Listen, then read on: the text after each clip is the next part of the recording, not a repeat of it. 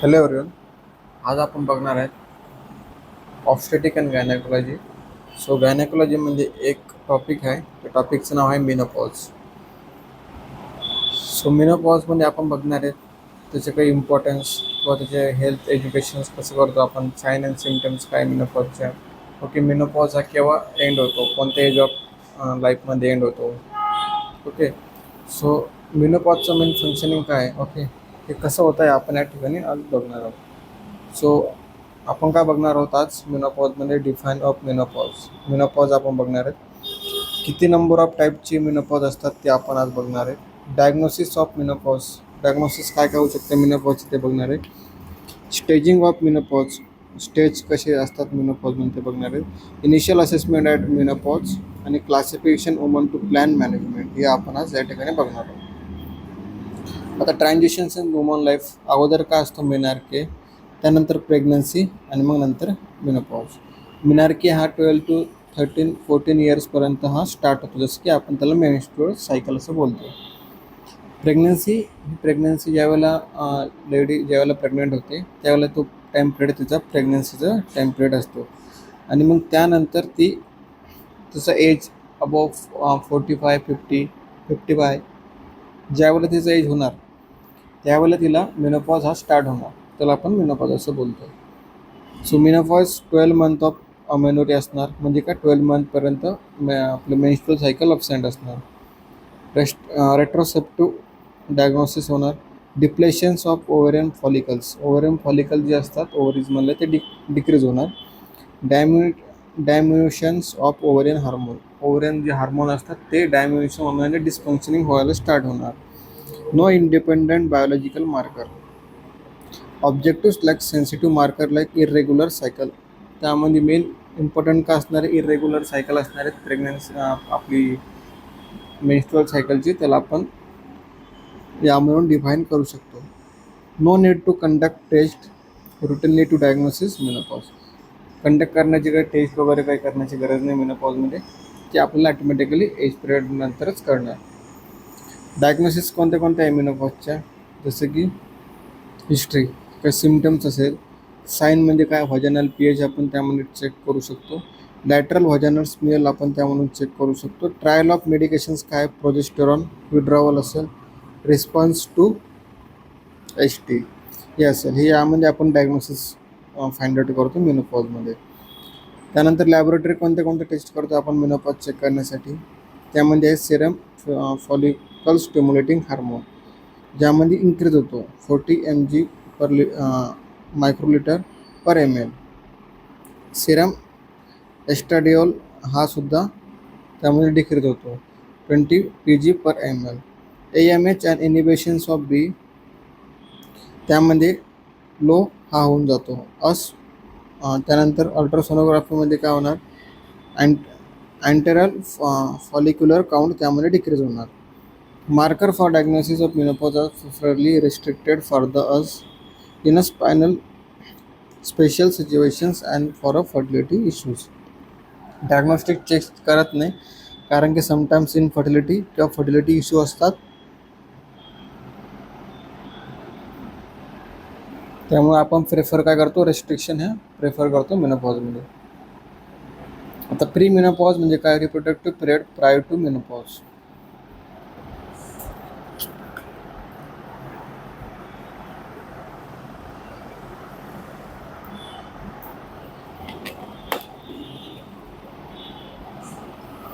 Pre मेनोपॉजमध्ये reproductive period जो असतो तो प्रायरली मेनोपॉजमध्ये कंडक्ट केला जातो. आता पेरी मेनोपॉजमध्ये काय, 3 to 5 years before and 1 year after a menopause. 3 to 5 years आपण अगोदर चेक करतो आणि त्यानंतर 1 year आफ्टर द मेनोपॉज आपण बघतो. मेनोपॉज ट्रान्झिशन्स कसा होतो, डिस्टर्ब मेन्स्ट्रुअल सायकल होणार आणि एंडोक्राईन चेंजेस त्यामध्ये होणार, त्याला आपण मेनोपॉजमध्ये ट्रान्झिशन असं कन्सिडर करतो. पोस्ट मेनोपॉज आणि सेन्सेन्सेसमध्ये काय होणार की, post menopause it is a span of time dating from the final menstrual period regardless of whatever menopause was spontaneous or iatrogenic. त्यामध्ये काय होणार, स्पॅम ऑफ द टाईम आहे जो मेन्स्ट्रुअल सायकलचा मेन्स्ट्रुअल पिरियडचा तो त्यामध्ये कमी होणार. सेंटेन्सेस म्हणजे काय, it is a period after the age of 16 years. जर का पिरियड 60 इयर्सच्या नंतर गेला, ओके, त्याला आपण पोस्ट मेनोपॉज असं बोलतो. प्रीमॅच्युअर मेनोपॉज म्हणजे काय, spontaneous menopause occurring two standard deviations below the मीन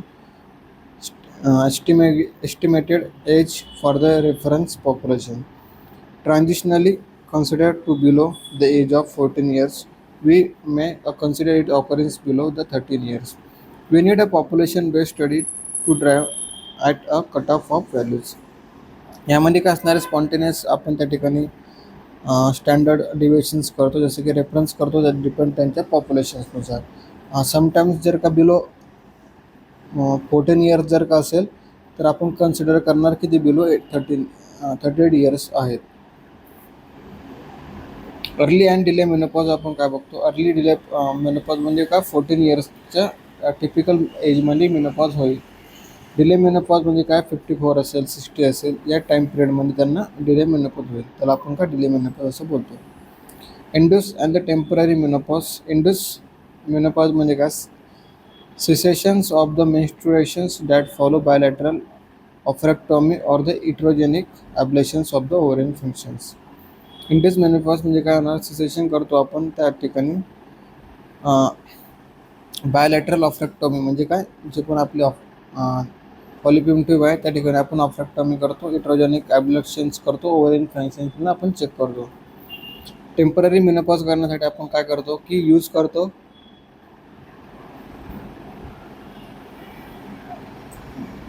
आपण त्याला डिफाईन कसं करणार की cessations of the menstruations. Really ovarian function is interrupt करणार for a period of time and later resume. त्या टाईम पिरियडपर्यंत आपण त्याला इंटरप्ट करणार आणि रिझ्यूम करणार. Post menopausal bleeding. Post menopausal bleeding, it is the occurrence of vaginal bleeding follow a woman's final menstrual cycle, and it is not a cyclic hormone therapy. But the vaginal bleeding that occurs 6 months after the amenorrhea should be considered like suspicious and the warranted investigations. ज्यावेळेला post menopausal bleeding होते त्यावेळेला काय होणार की व्हाजिनल bleeding follow होणार final menstrual सायकलच्या तिच्या. Depend कोणावर असणार, सायक्लिक त्यांच्या हार्मोनल थेरपीवर असणार.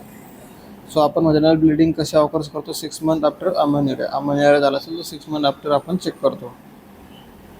त्यानंतर age at a natural menopause. Age natural menopause 46 years of, जर का आपण बघितलं इंडियामध्ये 46 इयर्स हा एज टाईम पिरियड आहे ज्यावेळेला मेनोपॉज हा होतो.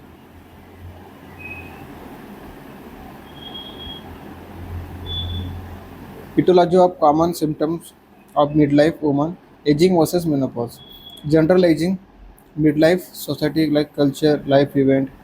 Ovarian aging means का pre-menopause and the post-menopause. Staging system like IMS, conscious group मध्ये both modified classifications of like enclampsia staging and the stage of the reproductive aging workshop. So classification may be utilized for the clinical purposes and the treatment of menopause. आता यामध्ये staging केलेलं stage 1, stage 2A, stage 2B, stage 3. Stage 1मध्ये काय, रफली 2 years before the menopause, अगोदर 2 years म्हणजे before होणार menopause.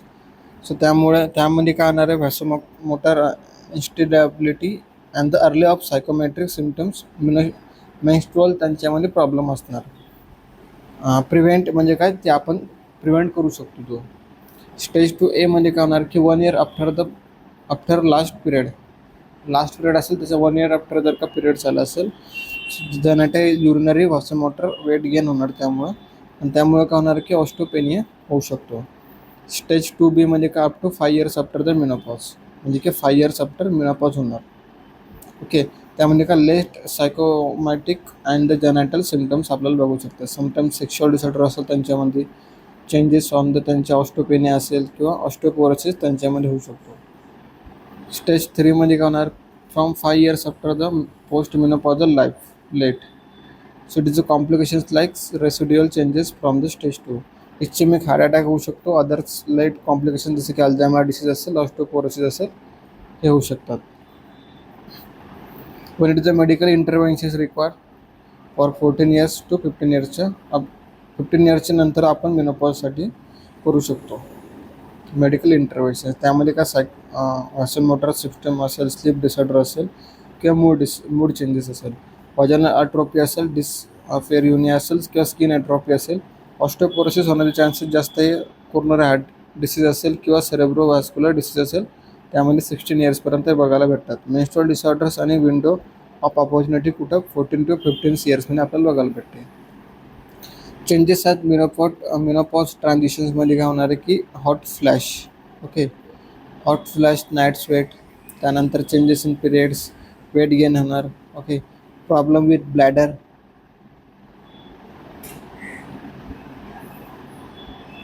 व्हाजायनल dryness होणार, loss of interest in sex, mood changes, sleep disturbance असणार, फॉरगेटफुलनेस, हेडॅक असणार, loss of hair on there new hair on chin, muscle and joint pain त्यांच्यामध्ये होणार.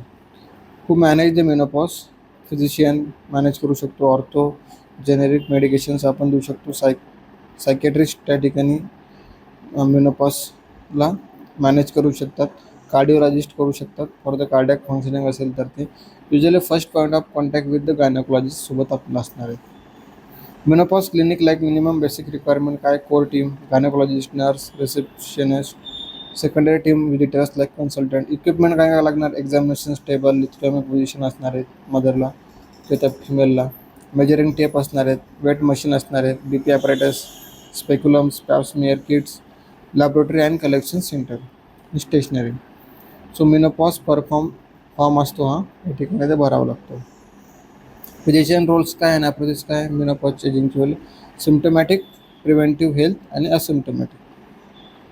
Physicians roles like assessment of symptoms, physical examination करतात, investigation करतात, management काय करतात, woman without menopausal symptoms किंवा woman with menopausal symptoms.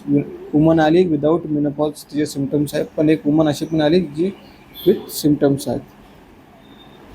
Physicians roles like classified करायचं, sub classified त्यांच्यामध्ये करायचं, हेल्थ, ओके, त्यांच्यामध्ये कोमॉर्बिडिटीज बघायच्यात, हेल्दी किंवा सिग्निफिकंट रिस्क फॅक्टर त्यांच्यामध्ये बघायचे, हेल्दी विथ लॅटेंट डिसीज असेल किंवा मेडिकली कॉम्प्रोमाइज असेल ते बघायचं, लाईफस्टाईल त्यांची मॅनेजमेंट कशी आहे, ओके, रेग्युलर लाईफस्टाईल मॅनेजमेंट ते बघायची, फार्माकोथेरपी त्यांच्यामध्ये काही हाय आफ्टर द रिस्क किंवा काही बेनिफिट झालेलं आहे का की आपण त्या ठिकाणी अनालिसिस करायचं.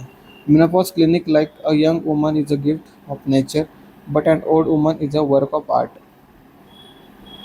So this the woman peri or post menopausal मध्ये काय होणार, लेस दॅन 3 month अगो रेग्युलर ब्लिडिंग प्री मेनोपॉझल किंवा लेस दॅन 12 month अगो इरेग्युलर ब्लिडिंग किंवा प्री मेनोपॉझल होऊ शकतो. मोर दॅन 12 month अगो असेल तर नॅचरल मेनोपॉज त्यांच्यामध्ये होणार. बघा 3 monthच्या अगोदर असेल तर ब्लिडिंग मेनोपॉझल असणार आणि 12 monthच्या अगोदर असेल तर ब्लिडिंग प्री मेनोपॉझल असणार. आणि जर का मोर दॅन 12 monthच्या नंतर जर का पिरियड्स आलेत नसेल तर त्याला आपण नॅचरल मेनोपॉज असं बोलतो. मग आता या दोघांना आपण काय करतो, रिमूव्ह करतो, बोथ ओव्हरीज आणि सर्जिकल मेनोपॉज त्या ठिकाणी आपण करतो.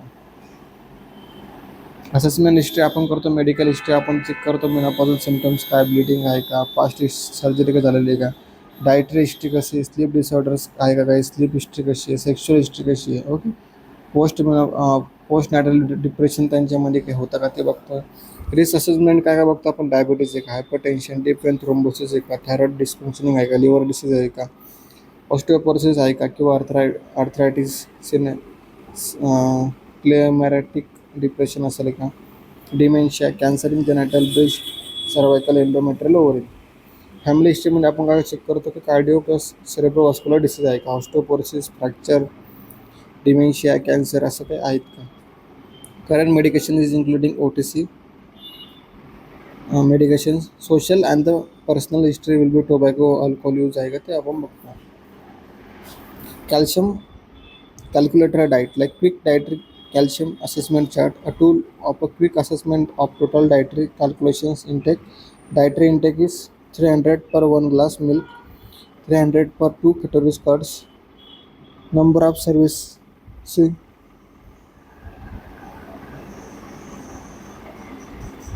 आणि टोटल कॅल्शियम पर एमजीमध्ये. त्यानंतर नॉन डायटरीमध्ये 200 to 100पर्यंत आपण देतो कॅल्शियम इन एमजी.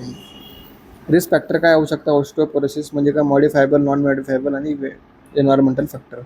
मॉडिफायबलमध्ये काय, लो BMI असू शकतो, smoking, more than 3 drinks alcohol per day. त्यानंतर non modify value gender, advancing age, prior fragility, fracture असेल, फॅमिली हिस्ट्री ऑफ फ्रॅक्चर असेल, एन्व्हायरमेंटल फॅक्टरमध्ये काय न्यूट्रिशन, त्यानंतर physical activity, sunlight exposure, risk factor in India, prevalence of risk like falling increasing with the ageing, risk factor like cardiovascular disease, modifiable, non modifiable आणि additional risk factor. Modifiable म्हणजे का diabetes, hypertension, LDL cholesterol, हाय LDL cholesterol, low LDL cholesterol, त्यानंतर triglycerides elevated, physical इनॅक्टिव्हिटी, cigarette smoking असेल, obesity असेल, होमोसिस्टेनिमिया असेल, okay, लिपोप्रोटीनिया असेल, high risk of CRP असेल. त्यानंतर नॉन मॉडिफायबलमध्ये काय age more than 55 years, premature menopause असेल 14 इयर्सपर्यंत, फॅमिली हिस्ट्री असेल CHDमध्ये. त्यानंतर artificial fibrillation, asymptomatic carotid stenosis हे असू शकतात. Risk factor like the vein थ्रोम्बोसिससाठी, रिस्क फॅक्टर फॉर डायबिटीजसाठी मॉडिफायबल आणि नॉन मॉडिफायबल. नॉन मॉडिफायबल म्हणजे काय, एजिंग आहे, पर्सनॅलिटी हिस्ट्री आहे, डायबिटीज आहे का, गॅस्ट्रोइंटेस्टिनल डिसीजेस काय आहे का, ओके, ते आपण चेक करतो. अल्झायमर डिसीजमध्ये काय नॉन मॉडिफायबल आणि मॉडिफायबल म्हणजे सेम आहेत, फक्त यामध्ये नॉन मॉडिफायबलमध्ये आपण काय चेक करतो, age, family history, autoimmune disease आहे का, हेड ट्रोमा आणि traumatic brain injury.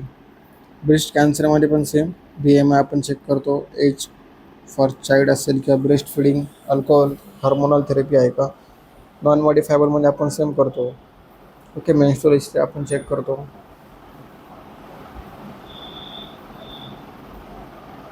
Clinical examinations काय करतो आपण, हाईट अँड वेट चेक करतो, ब्लड प्रेशर चेक करतो, पेल्विक एक्झामिनेशन करतो, पॅप्समियर ब्रेस्ट किंवा एक्झामिनेशन करतो आणि थायरॉइड एक्झामिनेशन करतो. वेट सर्कमस्टान्सेस, फिजिकल फिटनेस असेल किंवा असेसमेंट ऑफ मूड किंवा अनेक कॉग्निशन्स असेल, रिफ्रॅक्टिव्ह इंडेक्स जसे की रेटिना, डेंटल चेकअप हे आपण करतो. असेसमेंट लाईक इन्व्हेस्टिगेशनमध्ये काय करतो आपण, लॅबोरेटरी टेस्ट जसं की CBC, urine test, fasting blood glucose test, lipid profile करतो, लिपिड प्रोफाईल करतो. त्यानंतर सेरम थायरॉइड्स फंक्शनिंग करतो आपण, hormone.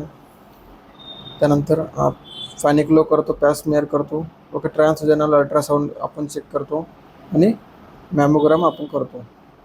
Health checkup at menopause काय, weight, height, weight, pap smear test, breast examinations, त्यानंतर बोन मिनरल डेन्सिटी टेस्ट करतो, ब्लड टेस्ट करतो, CBC करतो आणि अल्ट्रासोनोग्राफी करतो, युट्रस आणि ओव्हरीजची, आणि वेट सर्कमस्टन्स करतो. इन इंडियाज फिमेलमध्ये आपण बघू की all woman 5 years beyond the age of natural menopause, woman less than 5 years since menopause with an particular factor, woman with fragility features, fractures किंवा फ्रॅजिलिटी फ्रॅक्चर्स लाईक. त्यामध्ये नंतर woman in menopause transitions with the secondary cause. त्यानंतर radiological evidence like जसं की osteopenia आहे, presence of vertebral compressions fracture आहे, हे त्यामध्ये येतं. Before initiating like pharmacotherapy for the osteoporosis, the interval testing जसं की कॅल्क्युलेटेड इंडिव्हिज्युअल रिस्क मोस्टली काय होतात, 1 to 5 yearsचे लेटर येतात. WHO ऑर्गनाईज केला तर ऑस्टिओपोरोसिस डायग्नोसिससाठी. असेसमेंट इन्व्हेस्टिगेशन काय करतो आपण, pre menopause, peri and early menopause आणि पोस्ट मेनोपॉज. त्यानंतर ग्रुप विथ सिम्पटम्स और विदाउट सिम्पटम्स. विदाउट सिम्पटम्स म्हणजे काय असतात, हेल्दी नसेल, नो सिम्पटम्स असेल त्यांच्यामध्ये इन्स्टिट्यूट काय प्रिव्हेंट करतात, प्रोमोटिव्ह केअर. त्यांच्यामध्ये सिम्पटम्स संपताना हेल्थ रिस्क फॅक्टर असेल जसं की no symptoms, elevate institution, preventive health care. Woman जर का लॅटेंट डिसीज असेल जसं की प्री डिसीजमध्ये असेल, सो नो साईन सिम्पटम त्याच्यामध्ये असणार, एलिव्हेशन असणार आणि ट्रीटमेंट आपण डिसीजला देऊ शकतो.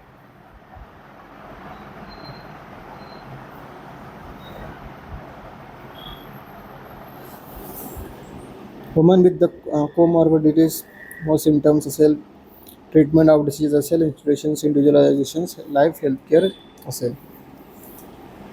वुमन विथ मेनोपॉजल सिम्पटम्स असेल तर त्यावेळेला काय होणार, healthy with no problem, symptoms of menopause असेल त्यांच्यामध्ये institutes prevent and the promotive care of health care and the treatment of MTH.